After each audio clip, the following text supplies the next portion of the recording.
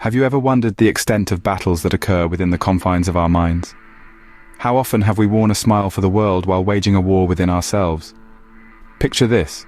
On the outside, everything appears serene, composed, even blissful. But inside, there's a storm brewing, a battle raging in the mind. Take a typical day, for instance. You could be at work, at school, or even at home. Suddenly, something triggers stress. It could be an irksome coworker, a challenging situation, or an unexpected difficulty. The worst part, these problems persist, lingering in the mind, casting long shadows on our peace. I remember a day at work when a particularly troublesome coworker made my job immensely harder. His juvenile antics made it near impossible for me to focus on my assignments. My mind became a battlefield.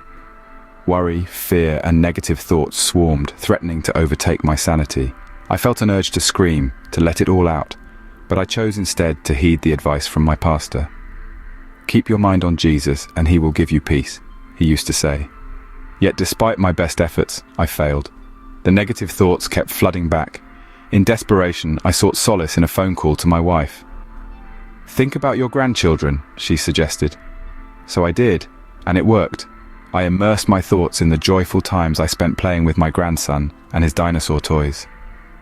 I recalled the peaceful moments of drawing and coloring with my granddaughter. Gradually, the storm in my mind receded. The negative thoughts began to flee, replaced by a calming peace. The Apostle Paul once said to focus our thoughts on things that are pure, honest, and lovely. He promised that doing so would bring us the peace of God. It's true that keeping our minds on Jesus can sometimes be challenging. After all, we believe in him, but we've never seen him. Occasionally, we might need to focus on tangible things like the love we share with our grandchildren. The problems at my job persist. My co-worker continues his games, but I'm determined not to let him disrupt my peace. My mind isn't focused on him anymore. Instead, I'm contemplating the joy my grandchildren bring me.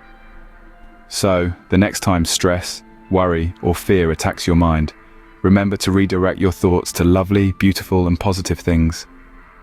You'll soon discover that, indeed, life is better.